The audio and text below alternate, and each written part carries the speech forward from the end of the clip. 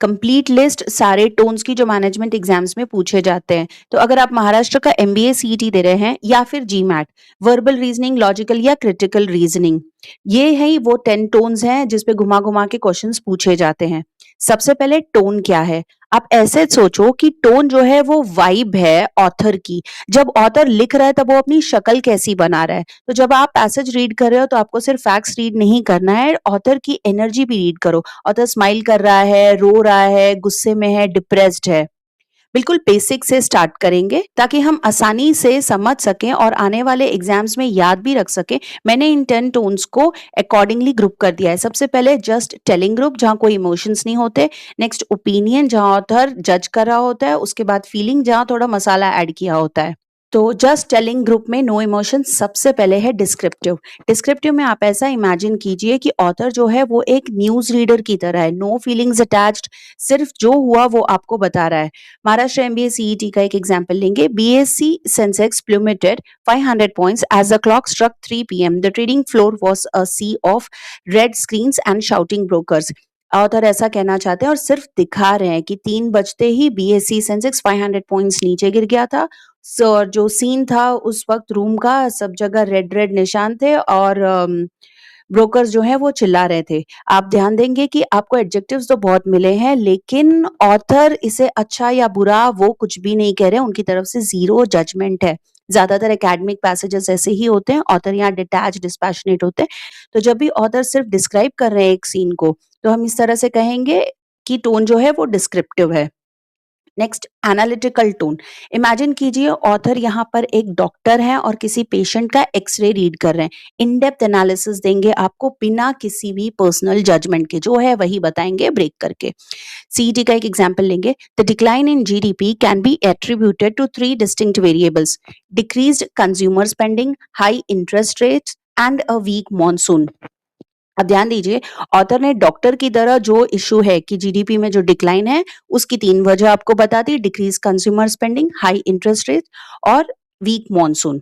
तो जब भी आप देखो कि ऑथर जो है वो सीन या आइडिया को एनालाइज कर रहे हैं, एक कॉम्प्लेक्स टॉपिक को छोटे छोटे पार्ट्स में डिवाइड करके एग्जामिन करके आपको लॉजिकली कुछ समझा रहे हैं, तो हम इस तरह से कहेंगे कि ऑथर का टोन एनालिटिकल है। Next group, judging group. यहाँ पे ऑथर अपना ओपिनियन देते हैं। लोग सबसे पहले यहाँ पर है सब्जेक्टिव टोन। कभी भी कोई भी इंसान जब अपना पर्सनल ओपिनियन देता है तो हम कहते हैं कि वो उसका सब्जेक्टिव ओपिनियन है। जैसे मुझे रेड कलर पसंद है या कोई पर्टिकुलर पार्टी पसंद है, तो फिर ये सब्जेक्टिव ओपिनियन हो गया। उसी तरह ऑथर भी यहाँ पे अपना ओपिनियन देते हैं, अपना पॉइंट ऑफ व्यू देते हैं। एग्जाम्पल से समझते हैं। एग्जाम्पल देखिए, the honey bee is a magnificent worker या फिर the honey bee is a nuisance. Either ways, अब यहाँ हमें यहाँ क्या फील हो रहा है ये भी इंपॉर्टेंट नहीं है, हनी बी को क्या फील हो रहा है ये भी इंपॉर्टेंट नहीं है। सिर्फ ऑथर के पॉइंट ऑफ व्यू को देखना है कि ऑथर या तो थम्स अप करेंगे कि हाँ honey bee is a magnificent worker, या फिर thumbs down, honey bee is a nuisance, वो परेशान करती है। जब भी ऑथर अपना पर्सनल पॉइंट ऑफ व्यू किसी भी टॉपिक पे दे रहे हो तो हम कहेंगे कि ऑथर का टोन यहाँ सब्जेक्टिव है। Next, argumentative tone. यहाँ इमेजिन कीजिए कि ऑथर जो है वो किसी कोर्ट रूम में एक लॉयर की तरह खड़े हैं। क्लियर साइड लेंगे, लॉजिक यूज करेंगे। अगर किसी ने काउंटर आर्ग्यूमेंट किया तो डिफेंस भी देंगे। एग्जाम्पल से देखते हैं। Contrary to popular belief, privatization is not the enemy of the poor, rather it is the only way to ensure efficiency in a bloated system. अब ध्यान से देखेंगे इधर, तो ऑथर इस तरह से कह रहे हैं कि कॉन्ट्ररी टू पॉपुलर बिलीफ, जो जैसा सोचते हैं उसके उल्टा है कि प्राइवेटाइजेशन गरीबों का दुश्मन नहीं है, रादर इस ब्लोटेड सिस्टम में के लिए यही एक पक्का तरीका है कि इंश्योर कर सकेंगे कि हाँ भाई जो कंपनीज है एफिशिएंटली चलेंगी। तो जब भी आप देखें कि ऑथर जो है लॉजिक यूज करते हैं अपना पॉइंट प्रूव करने के लिए, दूसरों के पॉइंट को गलत भी प्रूव करते हैं, एविडेंस देते हैं, काउंटर आर्ग्यूमेंट्स कर रहे हैं, इसका मतलब ऑथर का टोन यहाँ आर्ग्यूमेंटेटिव है। Next, critical tone. इमेजिन कीजिए ऑथर यहाँ पे कोई मूवी क्रिटिक हैं और कोई भी सीन देख के या मूवी देखकर वो आपको बता रहे हैं यार म्यूजिक थोड़ा ठंडा था, एक्टर्स ने जितने पैसे लिए जस्टिफाई नहीं किए, फाइट सीन्स भी बहुत स्लोपी थी, स्टोरी लाइन तो कहीं थी ही नहीं, तो उन्होंने क्रिटिकली मूवी को क्रिटिसाइज किया है। एक एग्जाम्पल लेंगे सीटी का। The company's green initiative is a transparent attempt to hide its massive carbon footprint behind shiny marketing brochures.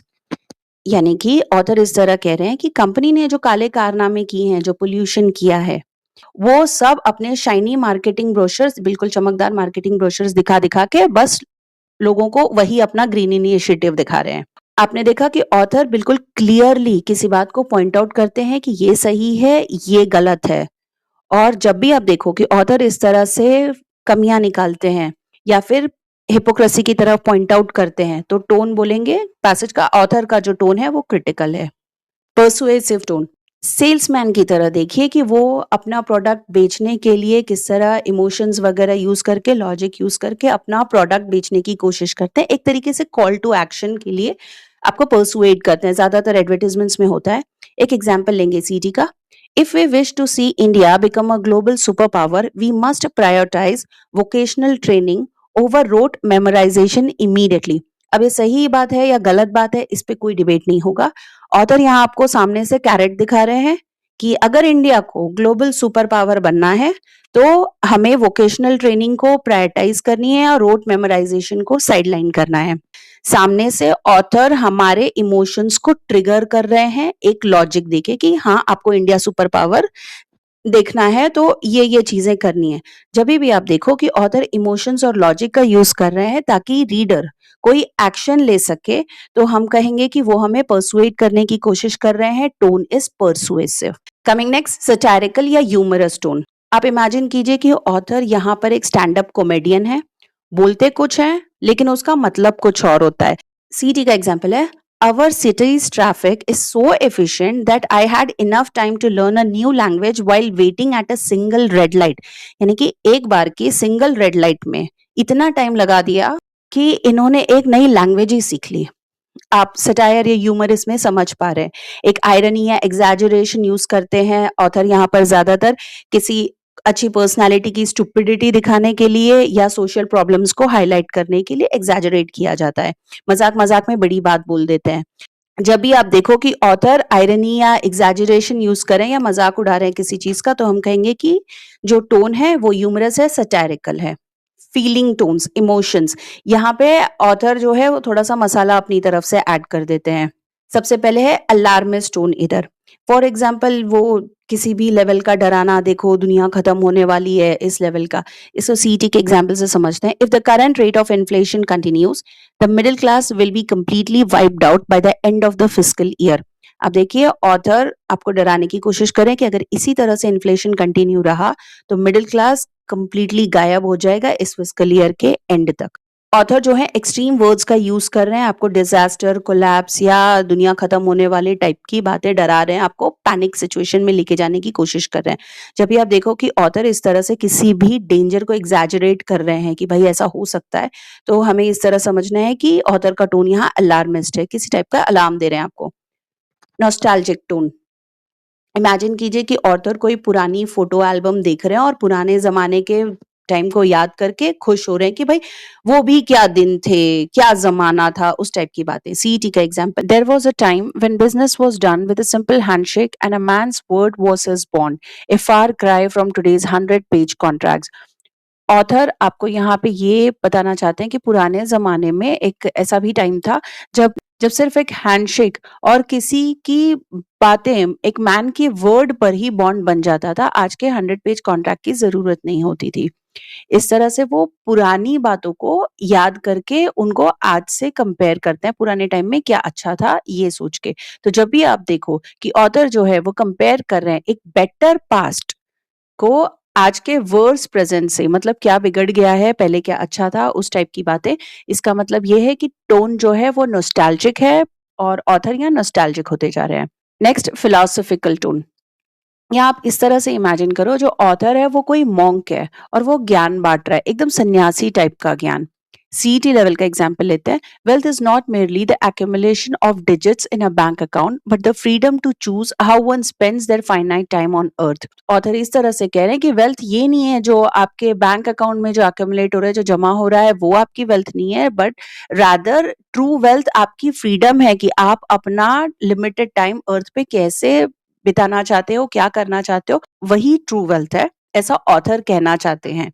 जब भी आप इस तरह से नोटिस करो कि ऑथर जो है वो एब्स्ट्रैक्ट कॉन्सेप्ट जैसे ट्रुथ, ब्यूटी, लाइफ इस तरह से डीप थिंकिंग वाली बातें कर रहे हैं, नेचर ऑफ एग्जिस्टेंस पर जा रहे हैं, तो टोन जो है वो फिलॉसफिकल है। देखो, सिर्फ पढ़ने से, याद रखने से कुछ नहीं होता है और आप लोगों को रिवीजन करने की ज़रूरत है। तो नेक्स्ट टाइम से जो भी व्हाट्सएप फॉरवर्ड हो या कोई न्यूज़ की हेडलाइन हो, तो आप उसे कैटेगराइज़ करने की कोशिश करो इन 10 टोन्स में से किसी भी एक में।